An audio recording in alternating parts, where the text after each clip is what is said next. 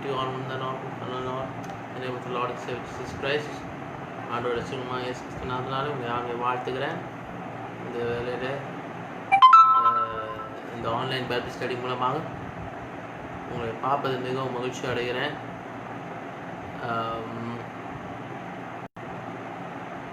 நம்ம தொடர்ந்து ஒவ்வொரு நாளாக நம்ம பார்த்து கொண்டு வந்துருந்தோம் இப்போ கிறிஸ்துவ ஜீவியத்தை குறித்து. இன்னைக்கு அதில் புதுசாக நம்ம சில காரியங்கள் நம்ம பார்க்க போகிறோம். நடைமுறையில் இருக்கிற கிறிஸ்துவர் நம்முடைய ஜீவியம் எப்படி இருக்கணும் அதை குறித்து நம்ம பார்த்துட்டு வருகிறோம். நம்ம கிறிஸ்துவ ஜீவம்னா என்ன நம்ம பார்த்தோம். அடுத்த கிறிஸ்துவ ஜீவித்த வளர்ச்சியை நம்ம பார்த்தோம். அடுத்தது இப்போ நம்ம பார்க்க போகிறதுனா நம்ம நடைமுறை கிறிஸ்தவ ஜீவியம் இப்பொழுது இருக்கிற காலத்தில் எப்படி இருக்கணும், இப்போ இருக்கிற காலகட்டத்தில் நம்ம எப்படி இருக்கணும் அப்படின்னு சொல்ல பார்க்க போகிறோம். அதில் முதலாவது ஒரு புதிய ஆண்டவர் என்ன பண்ணுகிறார், ஆண்டவர் ஆயத்தப்படுத்தி வைக்கிறார். அதான் முதலாவது நம்ம பார்க்க போகிறோம். இதில் ஒரு புதிய வழியை ஆண்டவர் என்ன பண்ணுறாரு, நமக்காக ஆயத்தப்படுத்துகிறார்.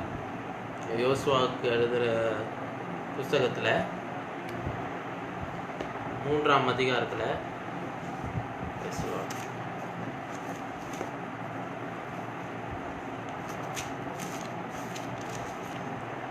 யோசுவா 3ஆம் அதிகாரத்தில் 4ஆம் வசனத்தில் சொல்லுது, உங்களுக்கும் அதற்கும் இடையிலே 2000 முழ தூரமாக இடம் இருக்க வேண்டும். நீங்கள் நடக்க வேண்டிய வழியை அறியும்படிக்கு அதற்கு சமீபமாய் வராதிருப்பீர்களாக.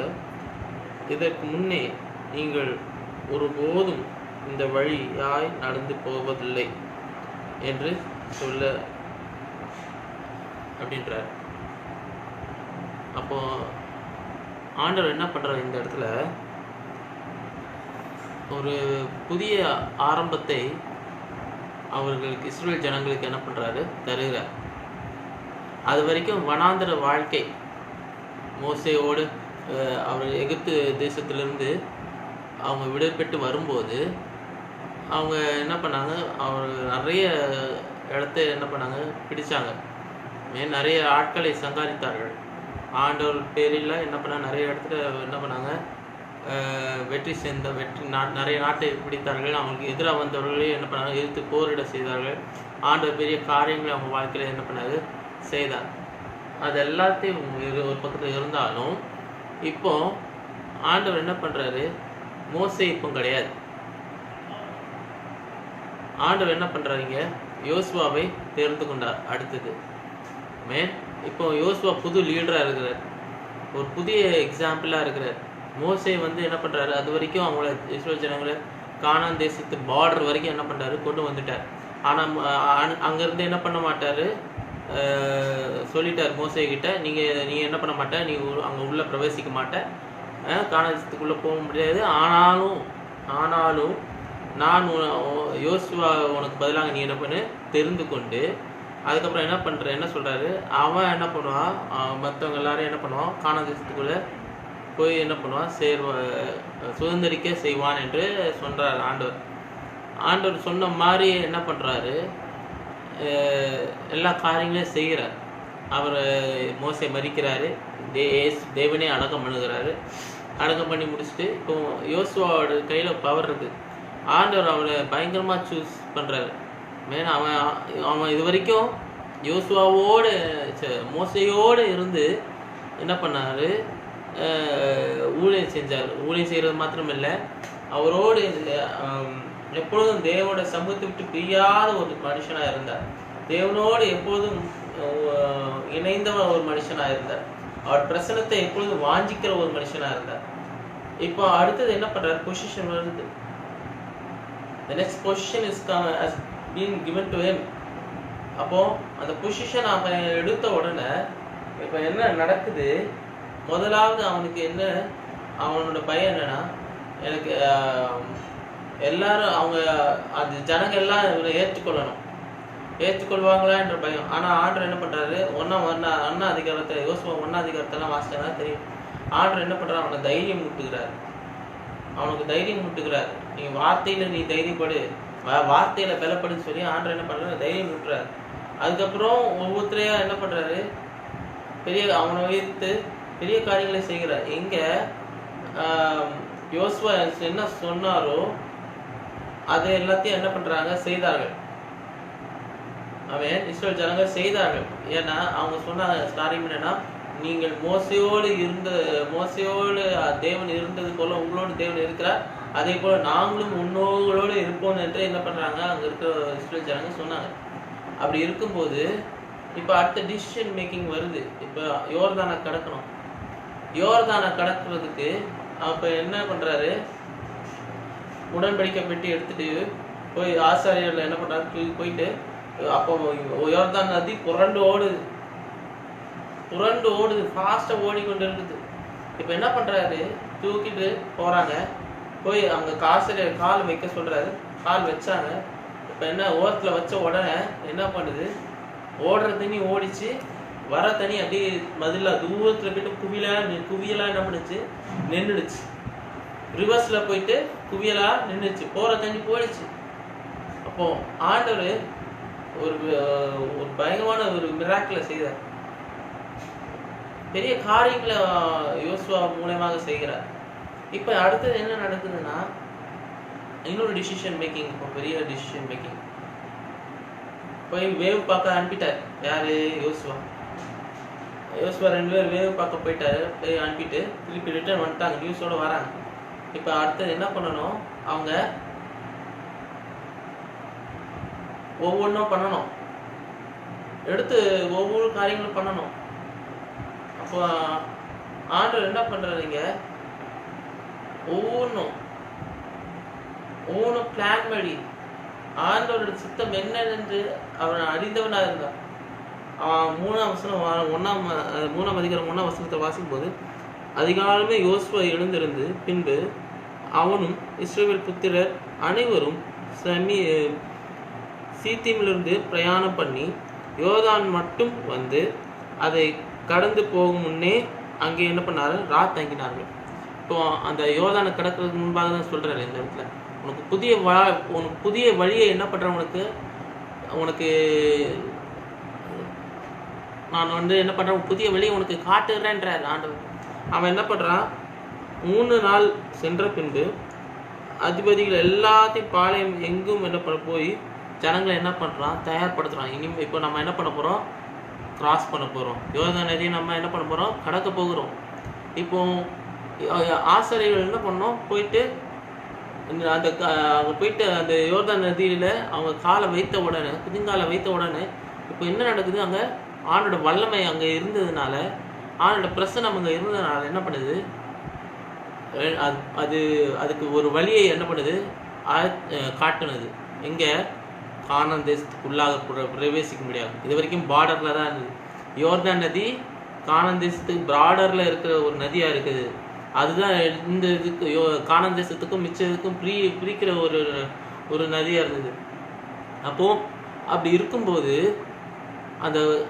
அது தாண்டி பார்டருக்குள்ள போகணும்னா அந்த நதியை கிராஸ் பண்ணணும். அந்த நதியை கிராஸ் பண்றதுக்கு இப்போ என்ன நடக்குது, ஆண்டவர் வழியை என்ன பண்றாரு, ஆயத்தப்படுத்துறாரு.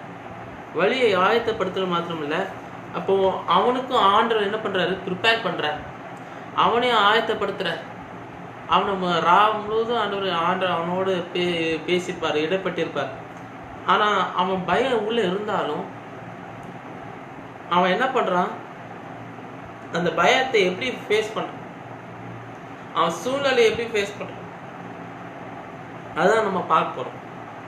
யோசுவா ஃபேஸ் பண்ண எதிர்கொண்ட சில காரியங்களை குறித்து தான் நம்ம இன்னைக்கு பார்க்க போகிறோம். இப்போ நம்ம அதே போல நமக்கும் சில நேரத்துல பிரச்சனைகள் வரும், சோர்வுகள் வரும், துயரங்கள் வரும், துன்பங்கள் வரும். எடுத்து வைக்கிற டிசிஷன்ஸ்ல, அந்த எடுத்து வைக்கிற தீர்மானங்கள்ல நம்ம பயம் வரும். இது எடுத்தா கரெக்டா எடுக்கிறோமா, தப்பா எடுக்கிறோமா, பிரச்சனை வரும். ஃபேஸ் பண்றதுக்கு தைரியம் இருக்காது, பயம் வரும். சில நேரத்தில் என்ன பண்ணணும், பொறுமையோடு என்ன பண்ணணும், எதிர்கொள்ள வேண்டும். பொறுமைன்னு சொல்லும்போது அதுக்கு இன்னொரு பேர் சாந்தத்தோடு என்ன பண்ணணும், எதிர்கொள்ள வேண்டும். Face it calmly.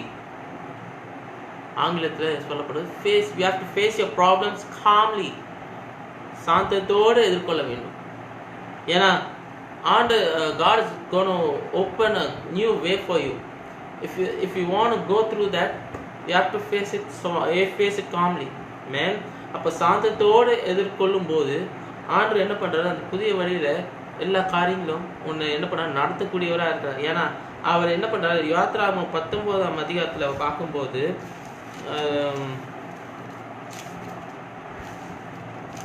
யாத்ராகமம்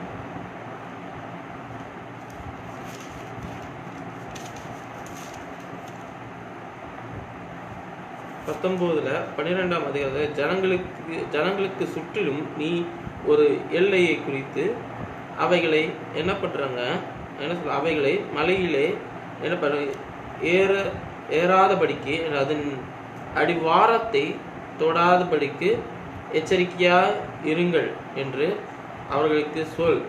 மலையை தொடுகிறவன் எவனும் நிச்சயமாய் கொல்லப்படுவான் அப்படின்னு சொல்லப்படுது. ஆனால் இது வந்து ஆண்டவர் என்ன பண்ணுறாரு, ஆண்டவர் வந்து சீனாய் மலையில் மோசே ஏறி வர சொல்கிறார்.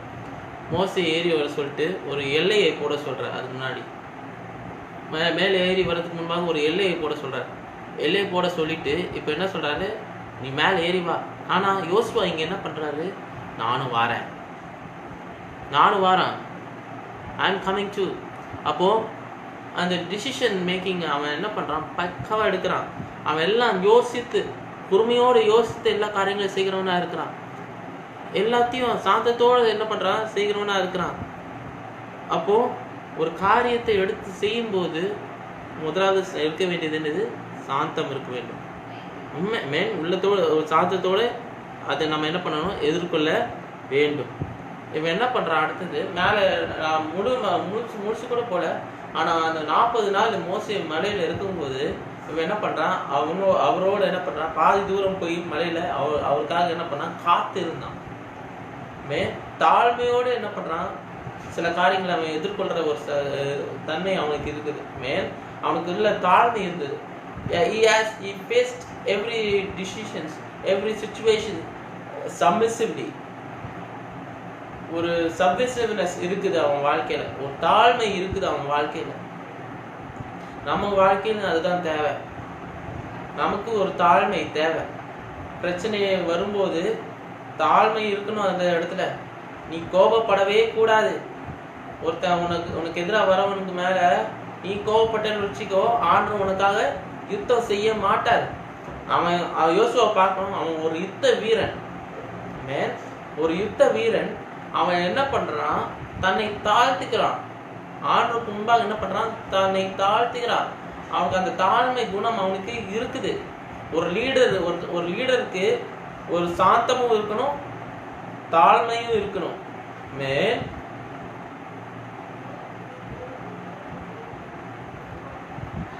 சில நேரத்துல பிரச்சனை வரும், கஷ்டமா தான் இருக்கும். ஆனா அது உனக்கு சாந்தமா இருக்கும்போது தான் யோசிக்க தோணும். கரெக்டா பர்ஃபெக்டா என்ன பிரச்சனை யோசிக்க தான் தோணும். அப்போ he was so clever. அவன் என்ன பிரச்சனை வேணாலும் ஃபேஸ் பண்ணக்கூடிய தைரியம் அவனுக்கு இருந்தது. ஏன்னா அவன் அடுத்த ஒரு யுத்த வீரனா இருந்தாலும் ஆண்டருக்கு முன்பாக அவன் என்ன பண்ணான், பொறுமையோடு இருந்தான், சாந்தத்தோடு இருந்தான், தாழ்மையோடு இருந்தான். தாழ்மையை பார்த்தாரு ஆண்டவர். பிரச்சனைகளை எடுத்து ஃபேஸ் பண்றதுக்கு ஒரு தைரியம் அவனுக்கு இருந்தது. அப்போ சில நேரத்தில் புகாரோட என்ன பண்ணா, எஸ் சம் ரிக்வெஸ்ட். அவன் புகார் சில நேரத்துல கம்ப்ளைண்ட் பண்றான், சில தப்புன்றான். அப்போ அவன் has some good qualities as well. But நான் வந்து என்ன பண்றான், அந்த கம்ப்ளைண்ட் என்ன பண்றான், அது தப்பா கம்ப்ளைண்ட் பண்ணல. ஆனா அந்த புகார் என்ன பண்றான், இதுக்காக அது என்ன, அவங்க பாவம் செய்தா எப்பெல்லாம் அவங்க பாவம் செய்யறாங்களோ அது உடனே என்ன பண்ணுது, அவனுக்கு தெரிய வருது. உடனே என்ன பண்றான், மோசைக்கு போய் சொல்லுறான். ஏதாவது ஒரு காரியம் நடக்கும்போது, இஸ்ரேல் ஜனங்கள் வாழ்க்கையில் ஏதாவது நடக்கும்போதுன்னா உடனே மோசைக்கு என்ன பண்றான், இவன் தெரிவிக்கிறான். ஏன்னா இவனுக்கு எல்லா நியூஸும் தெரியும். அந்த கிராஸ்பிங் டெக்னாலஜி டாக்டிக்ஸ் அவன் என்ன பண்ணிக்கிட்டான், அவனுக்கு இருந்தது. அந்த கிராஸ் பண்ற தன்மை அவனுக்கு இருந்தது. எல்லாத்தையும் ஏற்பு சக்தி, கிராஸ்ப்னு சொல்லும்போது ஒரு ஏற்பு சக்தி, அவனுக்கு புரிந்து கொள்ளுகிற தன்மை. ஒரு காரியத்தை எடுத்து செய்யறதுக்கு ஒரு புரிந்து கொள்ளுதல் அவசியமா இருக்கிறது. அப்போ அந்த புரிந்து கொள்ளுகிற தன்மை அவனுக்கு இருந்தது. அப்போ ஒரு காரியம் நடக்க போகுதுன்னா அது முன்பாகவே உனக்கு தெரிந்ததா இருக்கணும். ஒரு காரியம் இன்ஃபர்மேஷன் கேதரிங் வாங்க. அது நிறைய பேர் தப்பா யூஸ் பண்றாங்க. நம்ம ஜனங்க தப்பா யூஸ் பண்றாங்க. ஒட்டு கேட்பாங்க. ஆனா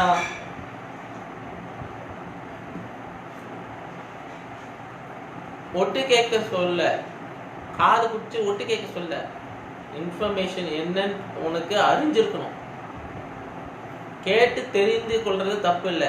ஆனா காது அவன் பார்த்தவன் பேசுறத ஒட்டு கேட்கறது அது தப்பு. அது என்ன பண்றான், அந்த இன்ஃபர்மேஷனை என்ன பண்றான், கேதர் பண்ற ஒரு ஆளா இருந்தான். எல்லாத்தையும் ஒரு எதிர்பார்ப்போட என்ன பண்றான், ஃபேஸ் பண்ணுகிற ஒரு ஆளாவும் இருந்தான். he face his problems expectantly. அவன் என்ன பண்றான், எதிர்பார்ப்போட அவன் என்ன பண்றான், சில காரியங்களை அவன் ஃபேஸ் பண்ணுறான். ஒரு எதிர்பார்ப்பு இருக்குது அவனுக்கு. what future holds for him, என்ன ஃபியூச்சர், உனக்கு என்ன ஃபியூச்சர்ல என்ன ஆர்டர், என்ன பண்ற வாழ்க்கை, என்ன தேவை இருக்குது, உனக்கு ஃபியூச்சர் என்ன, அடுத்தது என்ன செய்ய போற. நிறைய எதிர்பார்ப்புகள் எல்லாருக்கும் இருக்கும். எனக்கும் என்னோட ஃபியூச்சர் எப்படி இருக்கும் எனக்கு தெரியாது. அடுத்தது என்ன நடக்கணும் கூட என் வாழ்க்கையில எனக்கு என்ன பண்ணாது தெரியாது. ஆனா என் ஃபியூச்சரை யார் கையில ஒப்படைச்சிருக்கிறேன், ஆண்டவர் கையில ஒப்படைச்சிருக்கேன். என்னோட தாயார் இறந்து போனாங்க. கடந்த 30ஆம் தேதி இறந்து போனாங்க. அவங்க ஃபியூச்சர் எப்படி இருந்திருக்கும், அவங்க எவ்வளோ ஃபியூச்சர் என்ன பண்ண கனவு காண்டிருப்பாங்க. என் பிள்ளை இப்படி இருந்திருக்கணும், என் பிள்ளை எப்படி இருக்கணும். ஆண்டவர் என்ன பண்றாரு, எல்லா காரியங்களும் அவங்க என்ன நினைக்கிறாங்க அது நடக்குது. என் பிள்ளைக்கு நல்ல ஒரு வாழ்க்கையில நல்ல ஒரு காரியம் நடக்கணும் கண்டிப்பா யோசிச்சிருப்பாங்க. ஆனா ஆண்டவர் அது செய்வாரு. ஆனா அவங்க ஃபியூச்சர் என்ன பண்ணல, எவ்வளவு தூரம் இருக்குன்னு அவங்களுக்கு தெரியாது. ஏன்னா உன் காலங்கள் அவர் கரத்துல இருக்குதுன்னு சொல்லப்பட்டிருக்கு. உன் காலங்கள் அவர் கரத்துல இருக்கிறதுனால எதிர்பார்ப்போட நீ என்ன பண்ணணும், அதை எதிர்கொள்ளணும். உன்னோட எதிர்காலத்தை எதிர்பார்ப்போட எதிர்கொள்ளணும்.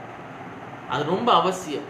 ஏன்னா அது என்ன நடக்கும், ஏது நடக்கும் நமக்கு தெரியாது.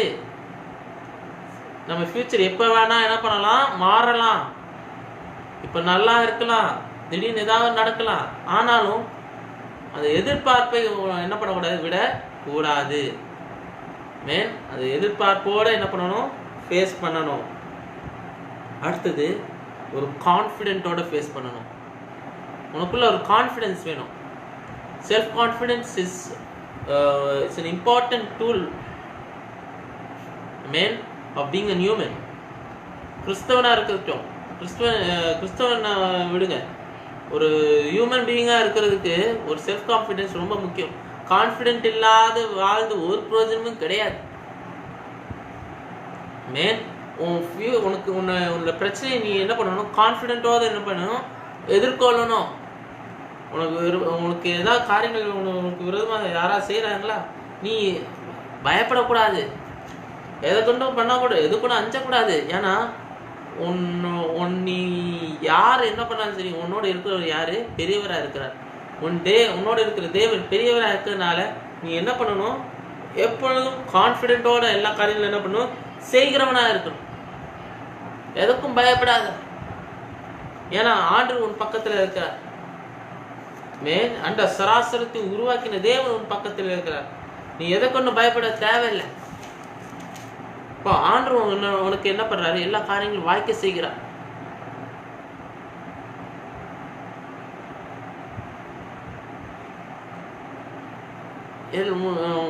உன் லைஃப் ஆண்டவர் கருத்தில் இருக்கும்போது நீ எந்த பிரச்சனை வந்தாலும் ஆண்டரை நீ முழுமையாக நீ ஏற்றுக்கொண்டதுனால நீ என்ன பண்ணலாம்? தொடர்ந்து ஒரு கான்ஃபிடென்ட்டோட, ஒரு நம்பிக்கையோட என்ன பண்ணலாம்? எதிர்கொள்ளலாம். அந்த நம்பிக்கை ரொம்ப முக்கியம். யாரை நீ நம்புற? ஆண்டவரை மாத்திரதான் நீ நம்புற. உன் நம்பிக்கை அவர் மேல இருக்கும்போது உன் நம்பிக்கை வீண் போகாது. உன் நம்பிக்கை வீண் போகாது. ஏன்னா நீ அவரோட கரத்துல இருக்கிற.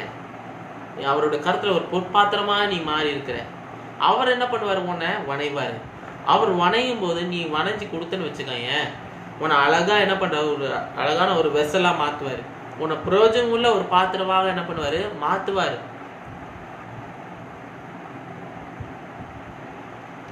உன்னை யூஸ்ஃபுல்லா மாத்துவார். நிறைய பேர் கேட்டிருப்போம், ஒரு யூஸ்லெஸ் ஃபெலோ அப்படியெல்லாம் சொல்ற ஆட்கள்லாம் இருந்திருக்காங்க. ஏன்னா என்ன நிறைய பேர் சொல்லியிருக்காங்க. அந்த யூஸ்லெஸ் ஃபெலோன்னு சொல்ற ஒரு ஆட்கள்லாம் இருக்கிறாங்க நிறைய பேர். ஆனா every problems we have to face it confidently. அப்போ ஃபர்ஸ்ட் என்னது? you have to face this new way. You have to face it calmly, and you have to face it submissively. அடுத்தது, you have to face it completely. You have to face it expectantly, and you have to face it confidently. திருப்பி நான் தமிழ்ல சொல்றேன். இந்த புதிய வழியை எப்படி நீ ஃபேஸ் பண்ணணும்னா, சந்தோஷத்தோடு எதிர்கொள்ளணும், தாழ்மையோடு எதிர்கொள்ளணும், புகாரோடு எதிர்கொள்ளணும், எதிர்பார்ப்போடு எதிர்கொள்ளணும், நம்பிக்கையோட என்ன பண்ணணும்? எதிர்கொள்ளணும்.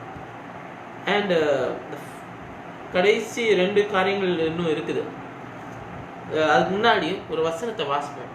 Let's read Numbers chapter 33 verse 5. என்னாகமும், I'll read it in Tamil. If you have English Bible, you can follow it. Numbers chapter 33 verse 5. என்னாகமும் 33:5. பின்பு இஸ்ரவேல் புத்திரர் ராமசேசியிலிருந்து புறப்பட்டு போய் எல்லையில் இருக்கிற ஏத்தாமிலே பாளையம் இறங்கினார்கள். அந்த பாளையம் இறங்கினார்கள் என்று சொல்லும்போது, ஒரு இடம் ஆண்டவர் ஒரு காரியம் ஒவ்வொரு இடத்துக்கு நான் மூவ் ஆகும்போது ஆண்டவர் என்ன பண்றாரு? முழுமையா மூவ் பண்றாரு.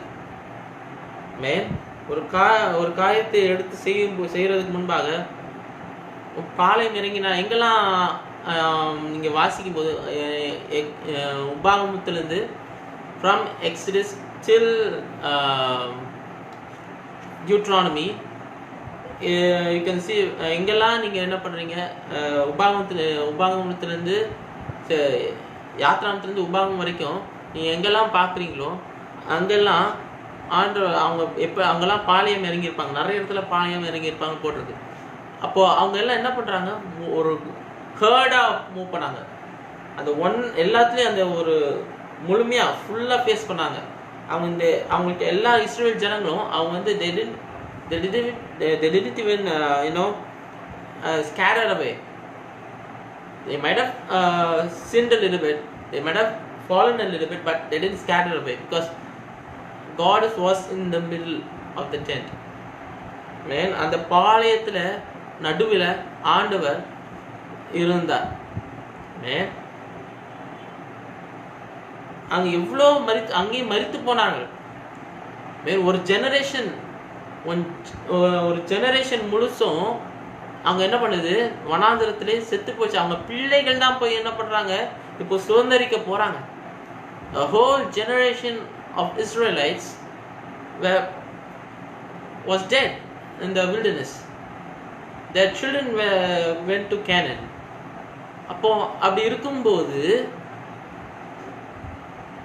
அந்த புதிய காரியங்களை எப்படி எதிர்கொள்ளணும் தான் இவ்வளோ நான் பேசி கொண்டு இருக்கேன். அவங்க எப்படி புதிய காரியங்களை ஃபேஸ் பண்ணாங்க? அப்போ பார்டர் வந்தாச்சு, இன்னும் ஒரு யோர்தான் நதி தான் முன்னாடி இருக்குது. The river Jordan is in front of them. அப்போ they have to cross it. அப்போ அவங்க கிராஸ் பண்ணணும், அவங்க மூவ் பண்ணணும். மூவ் பண்றதுக்கு அவங்க என்ன பண்ணணும், தன்னை தயார்படுத்தி கொள்ளணும். Everyone has to be prepared. அப்போ முழுமையா அந்த பாளையம் இறங்கினார்கள். கடைசி பாளையம் இறங்கினது எங்க, யோர்தானுக்கு முன்னாடி. அங்க 3 நாள் இறங்கி இருந்திருக்காங்க. அந்த 3 நாள் அங்க தங்கும்போது அவங்க என்ன பண்றாங்க, they were preparing.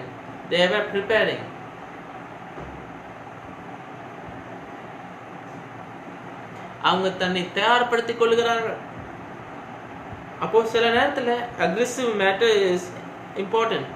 அப்போ அக்ரெசிவா சில நேரத்தில் எதிர்கொள்ளணும், தீவிரமா எதிர்கொள்ளணும்.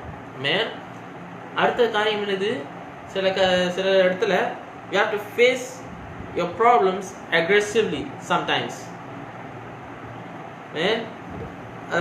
If you want to go through a new way, you have to face your problems first aggressively, because sometimes there may be struggles ahead, but you don't have to bother about it, because God is with you. ஏன்னா ஆண்டவர் உனக்கு பக்கத்தில் இருக்கிறார். நீ அந்த பிரச்சனையை நீ பார்க்க தேவையில்லை. அந்த பிரச்சனை, if you see the problems ahead, the problems will be there itself, but it won't go away. But if you see the solution for it, if you search for the solution, that solution is Jesus Christ. Amen. அப்போ நம்ம ப்ராப்ளம்ஸே பார்த்துட்டு இருந்தோம்னா, ப்ராப்ளம்ஸே பெருசாக நினச்சிட்டு இருந்தோம்னா, if you think that your problems is bigger, it will be bigger. அது பிரச்சனை பெருசாகிட்டே இருக்கும். God is trying to create a new way in your life. ஆண்டவர் வாழ்க்கையில் புதிய வழியை ஆயத்தப்படுத்தி வைக்கிறார். அவர் தயாராக தான் இருக்கிறார். Are you ready? நீ தயாரா இருக்கிறியா? அதான் இப்போ ஒரு கேள்வி. That is a question here. Are you ready to face it? Are you ready to face it calmly? Are you ready to face it submissively? Are you ready to face it expectantly? Are you ready to face it calmly or confidently? Are you ready to face it aggressively? அதான் சில நேரம் aggressive இருக்காது, நிறைய நேரத்தில் தைரியம் இருக்காது, தீவிரமாக எடுத்து செய்கிற காரியங்கள் இருக்காது. இப்போ எக்ஸாம்பிள் ஜேபா என்ன பண்ணுறாரு, ஒரு அந்த இந்த 100 நாள் இந்த ஷட் டவுன் பீரியடில், இந்த 100 நாள் ஷட் டவுன் பீரியடில் அவங்க என்ன பண்ணுறாங்க, ஒவ்வொரு நாளும் 3 வேளைக்கு சாப்பாடு எடுத்து கொண்டு போயிட்டு களத்தில் இறங்கி வேலை செய்கிறாரு. இப்போ homeless people is feeding them. Brother named Zeba is an evangelist. He's feeding this 100 days shutdown. He's feeding the people, the homeless people. அப்போ அப்படி இருக்கும்போது அதான் எடுத்து செய்கிறது, அந்த அக்ரெசிவ்னஸ் இஸ் இம்பார்ட்டன்ட். அந்த அக்ரெசிவ்னஸ் தேவை, அந்த தீவிரமாக வேலை செய்யறதுக்கு ஆட்கள் தேவை. ஏன்னா புதிய வழியை ஆயத்தப்படுத்திட்டார். God has shown a new way for you. You have to face it. That's the matter. That is what important. அதான் முக்கியமான வேலை. ஆண்டவர் உனக்கு வழியை ஆயத்தப்படுத்திட்டார், நீ அதை எதிர்கொள்ளணும். அதை நீ எதிர்கொள்ளணும்.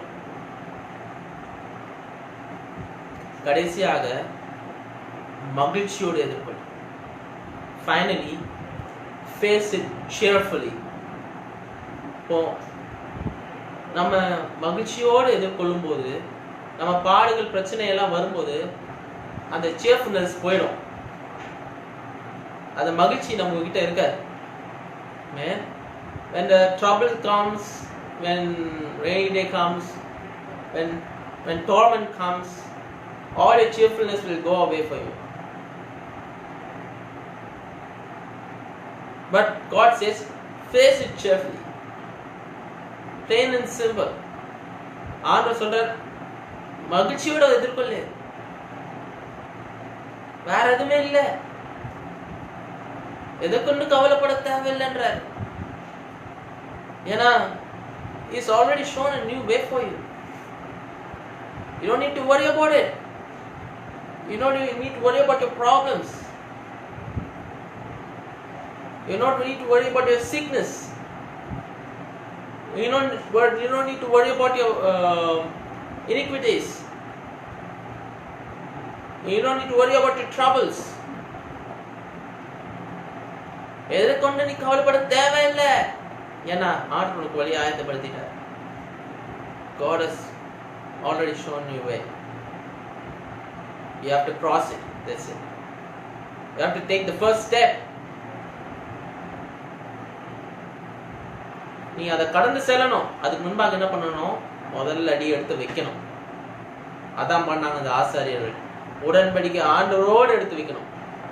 You have to cross it with God. அந்த உடன்படிக்கை பெட்டி ஆசாரியர்கள் எடுத்துட்டு அந்த யோர்தான் நதியில வைக்கும்போது என்ன பண்ணுச்சு? வழி திறந்து வழியை திறந்தா வெறும் தரையில போனாங்க. எப்படி செங்கடலை கடந்து வந்தார்களோ அதே போல யோர்தான் நதி என்ன பண்ணாங்க? கடந்தாங்க.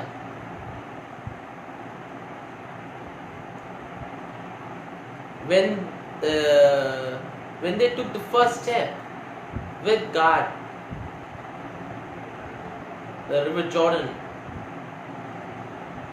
let them the way to go to the Canaan, to the land of Canaan.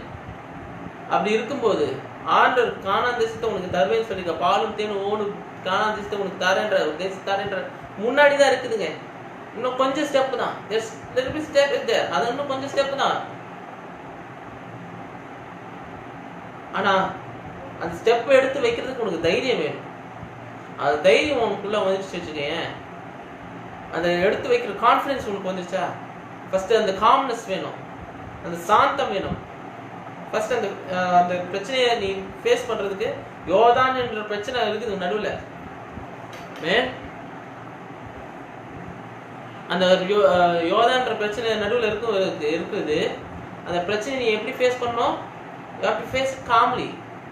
அந்த சாந்தத்தோட எதிர்கொள்ளணும். அடுத்து தாழ்மையோட எதிர்கொள்ளணும். அதை சப்மிசிவ்லி, அது சப்மிசிவ்னஸ் இருக்கணும். சில நேரத்தில் புகார் இருக்கும், பிரச்சனை இருக்கும். பிரச்சனை இருக்கிறது புகார் பண்ணணும். There may be complaints, but you have to face it. You face your complaints. அடுத்தது expectations, எதிர்பார்ப்போட எதிர்கொள்ளணும். Face it with expectations. அஞ்சாவது கான்ஃபிடென்ட்டோட face it with confident. அடுத்தது sixth one, தீவிரமாக எதிர்கொள்ளணும். Face it with aggressiveness. Face it aggressively. And the last one, ஏழாவது என்னன்னா மகிழ்ச்சியோட எதிர்கொள்ள. Face it cheerfully. அந்த cheerfulness இருக்கணும். இந்த 7 காரியங்கள் நம்ம இன்னைக்கு பார்த்தோம். இந்த 7 காரியங்கள் உன் வாழ்க்கையில நீ செயல்படுத்தும் போது ஆண்டவர் உனக்கு என்ன பண்றாரு? புதிய வழியை ஆயத்தப்படுத்த. ஏன்னா நீ அந்த ஃபர்ஸ்ட் ஸ்டெப் நீ எடுத்து வச்சுட்ட. ஃபர்ஸ்ட் ஸ்டெப் எடுத்து வச்சோன்னா உனக்கு எதிராக வர யோர்தான் எல்லாம் அப்படி கடந்து போயிடும். போற பிரச்சனை போயிடும். இனி வரப்போற பிரச்சனை அப்படி குவியல நின்றோம். தூரம் உனக்கு கண்ணு கெட்டாத தூரத்தில் போய் நின்றோம். குவியல நிற்கும். Man, you just have to take the first step. அப்போ அந்த ஃபர்ஸ்ட் ஸ்டெப் எடுத்து வச்ச உடனே அந்த யோர்தான் எல்லாம் வழியை விட்டுடுச்சு. இவங்க என்ன பண்ணாங்க? கடந்து போனாங்க. கானான் தேசத்துக்குள்ள கடந்து போனாங்க. அடுத்தது ஒரு எரிகோ வருது. அது அப்புறம் தான். ஆனா முதல் ஸ்டெப் தான் பேசுறேன். முதல் காரியங்கள் ஒரு புதிய தலைமுறை, புதிய ஜெனரேஷனுக்குள்ள போகிறோம். We are facing a new generation now. Let's face it with God. Man, ஆண்டவரோடு நம்ம எதிர்கொள்வோம். மேன் நீ ஆண்டவரோடு எதிர்கொள்ளும் போது ஆண்டவர் உனக்கு என்ன பண்றாரு? எல்லா காரியங்களும் வாய்க்கு செய்யும். Amen. If you face it with God, God will do mighty things in your life. Man, அதான் ஆண்டவர் செய்யற ஒரு பெரிய காரியம். ஏன்னா நிறைய பேர் அது தெரியாம இருக்காங்க. நான் இங்கிலீஷும் தமிழும் பேசி கொண்டு இருக்கேன். ஏன்னா எனக்கு டிரான்ஸ்லேட்டர் யாரும் இல்லை. நான் மட்டும் தனியாக உட்காந்து உங்கள்கிட்ட பேசிட்டு இருக்கேன். I don't have any translator, so I'm talking both in Tamil and in English. இப்போ அப்படி இருக்கும்போது ஆண்டவர் உனக்கு உன் வாழ்க்கையில ஈடுபடணும்னு நினைக்கிறார். God wants to be in your life. அப்போ நீ என்ன பண்ணு? அவருக்கு இடம் கொடு. You give him a place in your heart. உன் இதயத்துல அவருக்கு இடம் கொடு. அப்போ என்ன பண்ணுவாரு? உன் இதயத்தின் வாஞ்சை எல்லாம் என்ன பண்ணுவாரு? நிறைவேற்றுவார். Then he will do everything what your hearts desire. He will give everything what your hearts desire. Amen. கண்ணை மூடி ஜெபிப்போமா? இந்த வேலைக்காக நன்றி செலுத்துகிறேன் கர்த்தாவே. Thank you for this day, Lord. ஆண்டவரே, நீர் இந்த நாளை எங்களுக்கு முழுமையாக நீர் கொடுத்திருக்கிறீரே, நாங்கள் நன்றி செலுத்துகிறேன். நீர் எங்களோடு இருங்க. You be with us. நீர் எங்களை முழுமையாக நடத்துங்க. You lead us, Lord. ஆண்டவரே, நீங்க எங்களை ஆண்டவரே எல்லா காரியத்திலும் நீர் எங்களுக்கு சொல்லிக் கொடுங்க. You teach us in every way. எல்லா வழியிலும் நீர் எங்களை நடத்தி செல்லுங்க. You lead us in every way, Father God.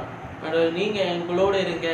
நீர் இந்த விக்டரி அவுட்ரீச் மினிஸ்ட்ரிஸ் சென்னையோட இருங்க கர்த்தாவே. இந்த விக்டரி அவுட்ரீச் முழுவதும் நீ பாதுகாத்துக் கொள்ளுங்க.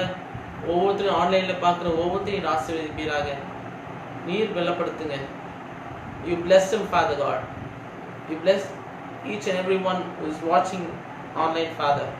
ஆண்டவரே, you bless every victory outreach which is there in the world, Father. Every pastor's family, Father. You bless them.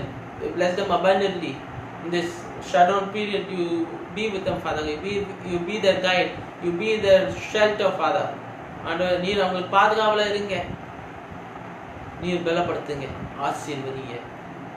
இந்த புதிய வழியை எங்களுக்கு தருப்பீராக. ஒரு புதிய வழியை நீர் தருப்பீராக. You show us a new way, Father. You show us a new way. Be with us, guide us, and keep us. We ask this in the matchless name of the Lord and Savior Jesus Christ.